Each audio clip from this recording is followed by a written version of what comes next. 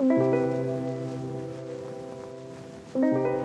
as nice as it would be to see that SRAD 750 do the first 130-mile-an-hour lap in its first year here at the Manx Grand Prix, it might not happen.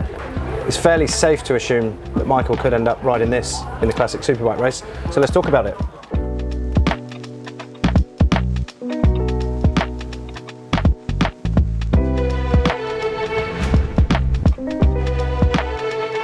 Where do you start with a bike like this? I think my knowledge of these is nowhere near as kind of tuned in as that, because that's a bike that I can remember. So this is a GS 1200 SS, but they call it XR69. This is the XR69 replica. I mean, the original XR69, they only ever made 5 of them. Yep. Raced by the likes of Prix back in 1980s, yep. and they were doing sort of 116 mile an hour. The bike was recreated a number of years ago by another company. Yep. One thing led to another, and we actually bought the rights to remanufacture it. And so you own the rights to make these? There's no real rights because other people have Yep. done them also, but we own the jigs and the company that makes these beautiful frames, Yeah, which is probably the talking point of the Isle of Man. It really is. Everybody, you know, even after all the years, everybody talks about the brazing on these frames. We own, you know, the guys that make this will only make them for us. Okay. So is this like a Harris or a Spondon or a name that I might know? It's the Team Classic Suzuki bike. As I said, we actually get the metal. We buy the metal, we have it bent. Yep. And then there's another guy, a guy called Brian, who actually works the real magic, and he's the guy that cuts the metal in, and he does the brazing, and it is really incredibly special. We redesigned the chassis, just subtly to accommodate larger tyres of tyre sizes have grown and stuff, and to change the geometry of it just to really sort of suit what we think is best. And we've been running it in this incarnation for about the last 5 years. Because it works? It works, it's as simple as that, and it's a bike that we know that Michael can jump on and do 126, 127 mile an hour on. They're pretty reliable. We had a little bit of an issue. We were leading the race obviously last time out by 13 seconds on the last lap, and unfortunately we run out of electricity at Hilbury. This year, to accommodate that, we do have a generator fitted to the bike now. It adds a few kilos and it robs a few horsepower, but it's something we don't have to worry about again. So let's start with the best question then, in terms of power. Are you happy to share how much power it makes? I mean, we're in the region of 160 horsepower with this now, so and it gives. But the thing is, as well, this engine gives about 96 pound of torque. So it's an incredibly torquey engine. It's a real sort of nice thing to ride, to be able to just drive out of the corners. And what about weight? They're not actually that heavy. They look a lot heavier than they are. It's about 168 kilos. Compared to a modern still bike. there or thereabouts with that kind of the figure that everyone punches for, which is a power per kilo. Absolutely, absolutely. The biggest difference that people will find between riding a modern bike and riding this bike, and the SRAD to a degree as well, is it doesn't carry its weight as well as the more modern bike. It's a bit higher. It's a lot higher up. You get a lot more pitching of the bike on acceleration and deceleration. So I'm guessing a lot of that comes down to the fuel tanks being lower. It does, and the engine, and really is the engine as well. The engine's a lot longer than current engines, where every current engine runs the stack gearbox. So this whole design of engines, you know, the engine is based on the GSF 1200 Bandit engine. Again, they're pretty bulletproof. Suzuki vintage parts are absolutely brilliant at keeping the stock alive to be able to keep refreshing the engines as we need to. And they really, it really has been old faithful, this bike, and she's done really, really well over the years. And you know, we didn't expect to be. We were hoping not to run her this year, but with the, you know, safety is the number one. Safety is the number one thing. We always bought it here knowing it was a possibility. And with the we had a small engine issue earlier on in the week with the 750, and then the session rained off. The following run red flagged. It's kind of put us on the back foot a little bit time-wise to develop the new bike as we'd be happy to race it. So you know, we're going for a couple of laps on the 750 tonight, and if that goes according to plan, you know, who knows? Who knows? It really could be. It really could be 50-50 at the moment as to which bike Michael rides. So let's talk about the suspension then. Obviously the fork legs, well, the whole front end looks a little bit slimmer and more of the era, I guess, but I'm still seeing K-Tech fork tops. Yeah, again, K-Tech, we put the K-Tech stuff in 90% of the bikes we do here. You know, it's modern stuff, it works really, really well. Yeah, these forks are 42 millimeters. The rules allow 43 millimeters. So again, it's very much keeping within the rules. And to make sure that, you know, there's no point in putting modern stuff in. We want to keep the bike as traditional as we can. So we've got the original, they're new, new. Yeah. But they're the original sort of the old style Dimag wheels, the CH3 classic wheel. Yep. Again, the same Brembo calipers that we run on the we're running on the 750. Yeah. And it just works as a really, really sort of good package. It's parts that you put in the bike and you don't have to worry about. Yeah. And a big Olin, well, it's not that big, there's an Olin steering damper tucked away in there as well. Yeah, exactly, just to try and hold the... slow the thing down keep the tank slappers at bay a little bit, yeah. And look at these, can we talk about these Yoshi carbs? Because they are absolutely stunning, aren't they? They are beautiful, and again, they're a revelation over the normal flat strike carbs. Yep. They make the bike feel almost like it's got fuel injection. Right. You've got a very short, you've got, well, reasonably short, but really nice lightweight throttle, and it just makes it a real joy to ride. We've got a carbon heat shield that protects the carbs from the engine heat. Again, this is something that we make in-house, and it just works really, really well as a combination.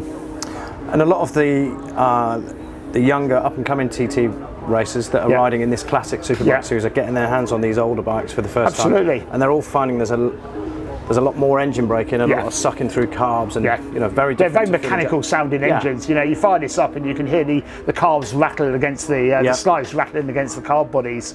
Obviously, I guess in terms of feedback, they're probably talking to the rider a bit more as well because of that. Absolutely, that no, absolutely. You can really hear everything that the engine's doing. We've got the race fit exhaust on it. It's a full titanium exhaust. Really nice bit of kit. Again, not the most subtle part in the world. Sounds brilliant, yeah. And we've got a slipper clutch that we've been developing for the last sort of 2 or 3 years, which we've got working pretty well now, and that kind of just aids the bike going into corners. Normally big engine, a lot of torque, you'll find that a lot of chatter and stuff going into corners. This really does sort of help calm the bike down.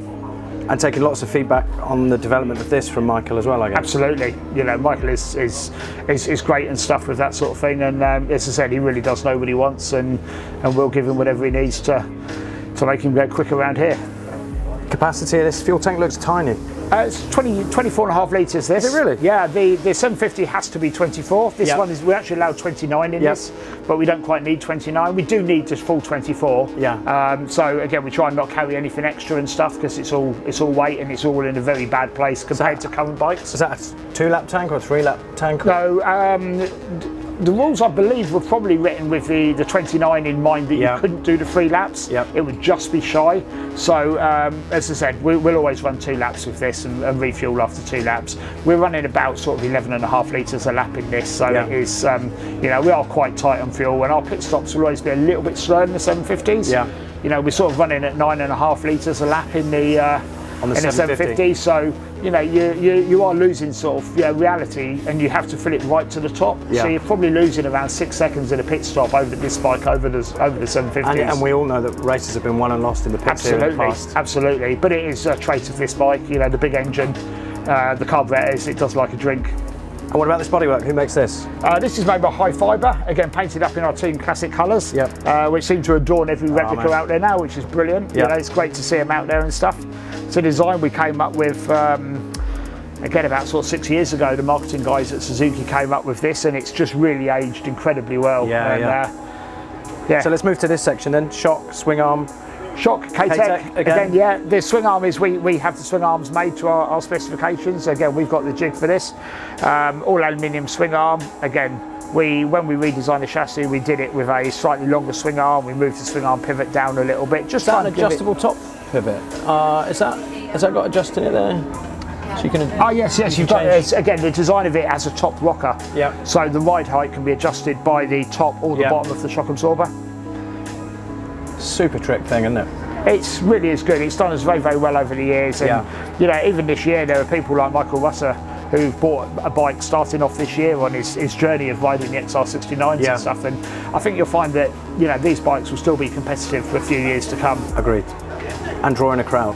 Absolutely. You know, the 750 is brilliant, but it sounds like a 600 when it goes by, where this thing, you know, the video that came out last night of Michael going into Ramsey, it really does sound incredibly special. Yeah. One thing we haven't touched on yet is the money, the price. So if I was to buy myself a 96 S-Rad 750 on eBay, road legal, I'm probably going to put, at the minute they're sitting at about £2,000. You pick the ropey one up for? Yep. Don't think they're going to be that low for long once people see those. No, absolutely. I think they've already started creeping up in price a little bit there. I mean, there is Reality is there is a big difference between what we can build and what other people can build, because we had finding those works parts. We did, and we had the sort of foresight and the resources several years ago to start hoarding all these bits and pieces, the factory stuff that's around. You know, undoubtedly there'll be some in privateer hands that are doing incredibly well, and as we all know, around the TT, power isn't absolutely everything. But yeah, I think these bikes will really have a bit of a resurrection shortly when people start seeing them out there. And I think it's probably a logical question that if I was to go home obsessed with it like I am now and buy myself one, can I pick the phone up to you and order parts? It's something to build one, or it's something that we will be doing in the near future. At the moment, Suzuki Vintage Parts, again, very good with keeping the parts alive and recreating some parts to enable people to service and rebuild their own engines. You know, as I said, we do have the moulds for the 750. We've made the footrest, the yokes, the forks. It is parts in the future, but we're not a retail company. No. The number one thing from my side of thing is that we'll retail stuff when we're happy with it. So we'll prove it works, give it a couple of years of actually using it. Of being kicked around by Michael. Exactly, and if it can survive that, it'll survive most people. You know, the last thing I want to do is go sell some forks and have a problem, and then it's not what we're set up to do. We are preliminarily a race team. So let's talk about that race team. What year did you guys set it up? It's a Steve Wheatman kind of backed Suzuki UK collaboration, is it? Yeah, it's very, very casual affair, if you like. It's worked incredibly well because Steve's just a mad bike enthusiast, so enthusiastic and so passionate about it, and has got the resources to be able to build up an incredibly impressive collection. He currently has about 70 Suzukis and an incredible road bike, which is a replica of that thing, but with fuel injection. Actually, slightly better because it is the fuel injected bike. I was so this close to getting a ride on it. Hey, some other day, no problem. But you know, Steve's passion is absolutely brilliant, and that's really what drives us to do this sort of thing. So you know, we're very lucky. We have all the old team RGV 500s. We have a number of the 250s now, as well as a lot of more modern four-strokes. We get generally about 2 bikes from Hawk every year. The BSB bikes. We have all the old Housel BSB bikes. We have all the old Tyco BSB bikes. So there's a real collection of old and new that Steve has. I suppose if you squint, there could come a day where Justin or Craig in the team are doing your job. Absolutely. And they're talking about how they hoarded Hawk bikes in 2019. Absolutely. When they're eligible to race at this event. Absolutely, yeah, no, 100%. That takes some foresight, doesn't it? It does, and it's also, you know, I mean, Steve said, he's passionate about just the brand, really. It really is just Suzuki's. And, you know, we see ourselves as very good ambassadors for the company. We run top riders. We run Kevin Schwantz at a couple of events already this year, maybe a third later on in the year and stuff. You know, we're very proud that we turn up with the RGV. Proper name drop. Exactly, yeah, #1 Suzuki rider. Who wouldn't want to see that? Exactly. We run Kevin the other day at Saxon Ring. He had the Pepsi Suzuki out. We had the Lucky Strike bike.